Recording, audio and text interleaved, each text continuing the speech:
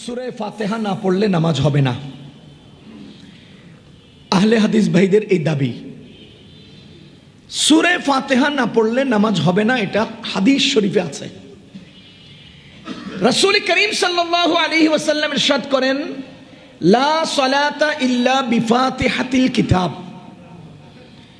কোন নামাজ সহি হবে না যদি সূরা ফাতিহা না পড়া হয়। আপনারা কি বুঝতেছেন আমার কথা? মনোযোগ দিয়ে শুনলে ভালো করে বুঝবেন, আধা শুনলে আর আধা না শুনলে পরে মানে পেছ লেগে যাবে। সূরা ফাতিহা না পড়লে নামাজ হবে না।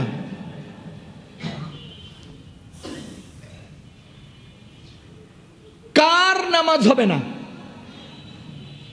সবাই বলেন তো, কার নামাজ হবে না? উত্তর, নামাজির নামাজ হবে না। বলেন, নামাজির নামাজ হবে না। রোজাদারের নামাজ হবে না, না নামাজির?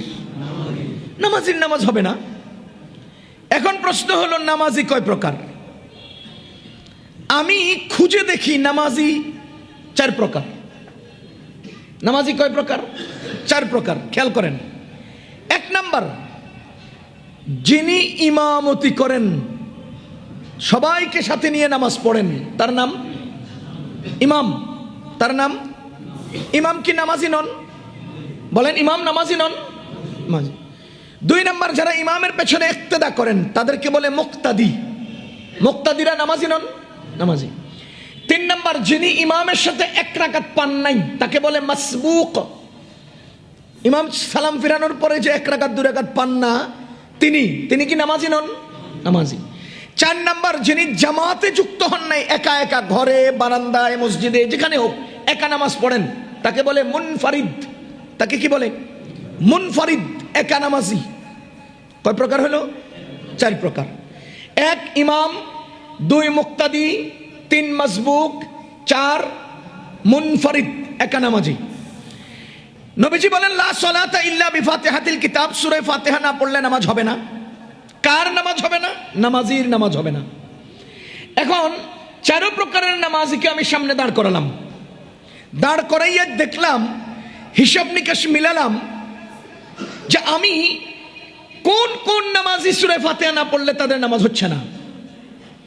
এখানে প্রাসঙ্গিক একটা গুরুত্বপূর্ণ কথা আপনাকে বলে রাখি। আমাদের নামাজে 6 ফরজ। নামাজের ভেতরে কয় ফরজ? 6 ফরজ। 2 ফরজ আমরা আদায় করি মুখে, আর 4 ফরজ আমরা আদায় করি অঙ্গ প্রত্যঙ্গে। এই অঙ্গ প্রত্যঙ্গের 2 ফরজ দাঁড়ানো হালতে, 2 ফরজ বসার হালতে। দাঁড়ানোর হালতে কিয়াম আর রুকু, বসার হালতে সেজদা আর কোদা, সেজদা আর আখেরি বৈঠক। তাহলে 2টা সেজদা বসার সাথে যুক্ত, 2টা দাঁড়ানোর সাথে যুক্ত, 2টা মুখের সাথে যুক্ত। মুখে কি করি? আল্লাহু আকবার, তাকবীরে তাহরিমা বলা। 2 নাম্বার, কেরাত পড়া। এই 2টা ফরজ মুখে।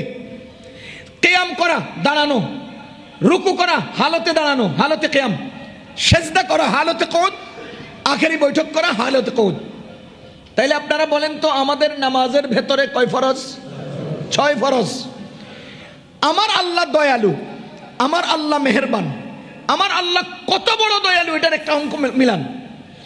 আল্লাহ ভালো করে জানেন, কিয়ামত পর্যন্ত আগত মুসলমানদের সংখ্যাগরিষ্ঠ মুসলমান সহিহ শুদ্ধ কেরাত পারবে না, সহিহ শুদ্ধ তেলাওয়াত পারবে না, সূরা ফাতিহা ভালো করে পারবে না। আমি তো বলি শতকরা 85 থেকে 90% সাধারণ মুসলমান সহিহ শুদ্ধ তেলাওয়াত পারে না। পারে না। ইন্টারভিউ দেন, আমি আমার বিষয়টা প্রমাণ করে দেখাবো। এবার আপনারা বলেন, নামাজে কয় ফরজ?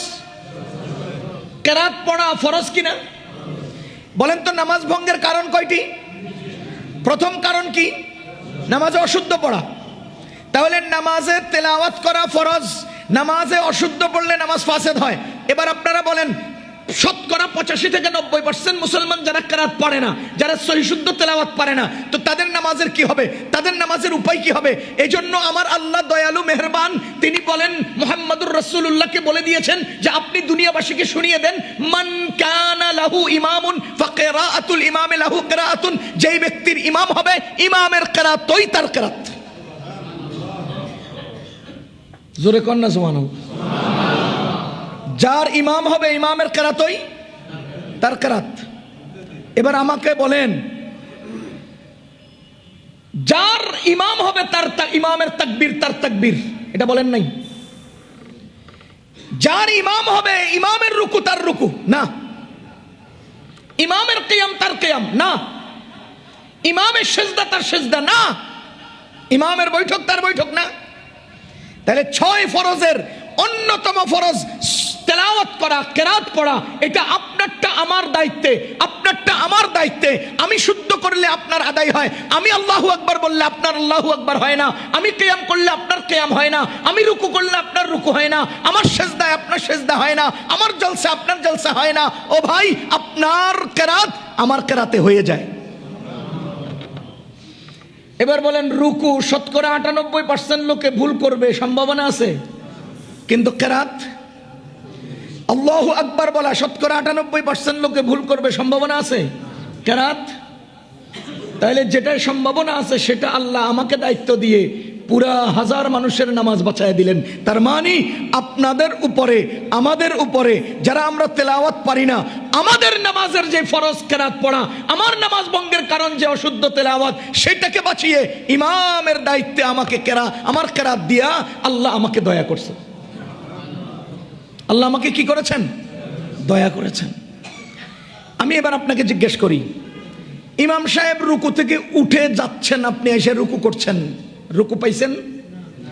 ইমাম সাহেব রুকুতে যাচ্ছেন, আপনি এসে রুকু ধরছেন, নামাজের রাকাতটা হয়েছে?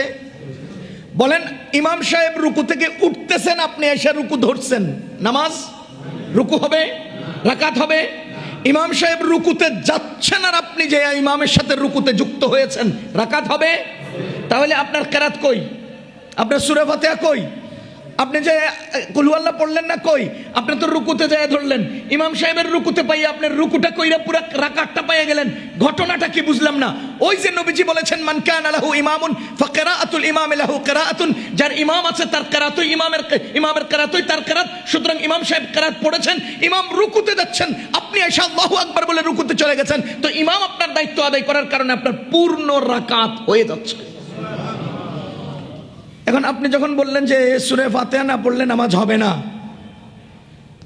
এবার আমাকে বুঝাইতে হবে নামাজি কয় প্রকার? 4 প্রকার।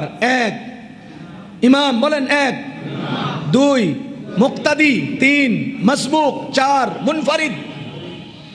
ইমামের কিরাত, মুক্তাদির কিরাত, ইমামের কিরাত, মুক্তাদির কিরাত।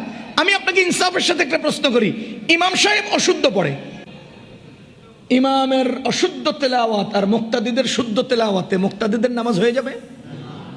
হবে? ইমাম সাহেব ওয়াজিব তরক করেছেন, সকল মুক্তাদিগণ ওয়াজিব পূর্ণ করেছেন, সিজদা ওয়াজিব সবার উপরে হবে। তাহলে ইমামের সব কাজ আপনাদের কাঁধে যায়, তা আপনাদের একটা কাজ ইমামের কাঁধে কেন যাবে না?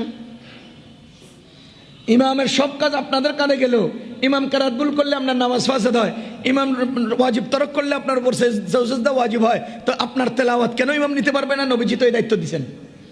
সুতরাং ইমাম আর মুক্তাদি এক, ইমাম আর মুক্তাদি এক, এবং একই নামাজের কোন ব্যক্তি ইমাম জোহর পড়তেছেন, আপনি আসর ইক্তেদা করবেন, হবে?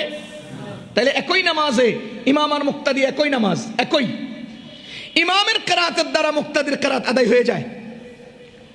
পক্ষান্তরে মাসবুক, যে সালাম ফিরানোর পরে 1 রাকাত পড়বেন, ওই ব্যক্তি ইমামের কিরাতের দ্বারা তার কিরাত আদায় হয় না। ওই ব্যক্তি যে একা একা নামাজ পড়বেন, ইমামের কিরাতের দ্বারা তার কিরাত আদায় হয় না। এবার আপনারা বলেন, নামাজি কয় প্রকার? কিন্তু তেলাওয়াত কয় প্রকারের নামাজির উপরে ওয়াজিব ফরজ? 3 প্রকার। নামাজি 4 প্রকার, কিন্তু কিরাত ফরজ 3 প্রকারের উপর। ইমামের উপরে কিরাত ফরজ, মাসবুকের জন্য কিরাত ফরজ, মুনফারিদের জন্য কেরাত ফরজ, ইমামের কেরাতই মুক্তাদির কেরাত। সুতরাং মুক্তাদির উপরে কেরাত ফরজ নয়। এজন্য কোন মুক্তাদি যদি সূরা ফাতিহা নাও পড়ে, কেরাত নাও পড়ে, বরঞ্চ কেরাত পড়াকে আইম্মায়ে আহনাফ বলেছেন মাকরু। কারণ কোরআন বলেছে যখন ইমাম তেলাওয়াত করে তখন তুমি নীরবে শুনো, আর আপনি এখানে পণ্ডিতি করে তেলাওয়াত করতেছেন। তাহলে আল্লাহর আয়াত বাদ দিয়া আপনি নিজের বুঝমতো তেলাওয়াত করলে এটা কি আয়াত পালন করা হয় না অমান্য করা হয়? এজন্য আমরা নীরব থাকি।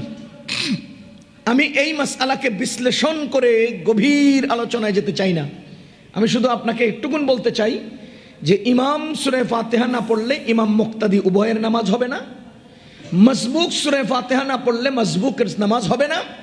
মুনফারিদ সূরা ফাতিহা না পড়লে মুনফারিদের নামাজ হবে না। কথা কি বুঝতেছেন? ইমাম না পড়লে ইমামের হবে না, না মুক্তাদিরও হবে না? বলেন বলেন, ইমাম সূরা ফাতিহা না পড়লে ইমামের নামাজ হবে না, মুক্তাদিরও হবে না। তো মুক্তাদি সূরা ফাতিহা না পড়লে মুক্তাদির নামাজ হবে না, না ইমামের নামাজ হবে না? মুক্তাদি সূরা ফাতিহা না পড়লে ইমামের নামাজে কোনো ঘাটতি আসবে? মুক্তাদির নিজের নামাজে কোনো ঘাটতি আসবে? তাহলে পড়লে কি দরকার, না পড়লে কি দরকার? যদি বলেন না না পড়তে হবে, তো 98% যে সূরা ফাতিহা শুদ্ধ পারে না, এদের অশুদ্ধ নামাজের মধ্যে তো নামাজ ফাসেদ হয়। তো এবার আপনি বলেন জিম্মাদারি দিয়ে দিলে তো নামাজ ফাসেদ হওয়ার সম্ভাবনা বেশি। কিরে ভাই, জিম্মাদারি দিয়ে দিলে নামাজ ফাসেদ হওয়ার সম্ভাবনা বেশি না? এজন্য আইম্মায়ে আহনাফ বলতেছেন না, কেরাতের জিম্মাদারি ইমামের, বাকি সবগুলোর জিম্মাদারি নিজের। সূরা ফাতিহা নামাজে পড়া লাগবে, এই পয়েন্টে আমি আপনাকে আরেকটু সহজ করে বুঝাই। সূরা মুজাম্মিলে আল্লাহ তাআলা বলেন ফাকরাউ মা তায়াসসারা মিনাল কুরআন, তুমি কোরআনের যেখান থেকে সহজ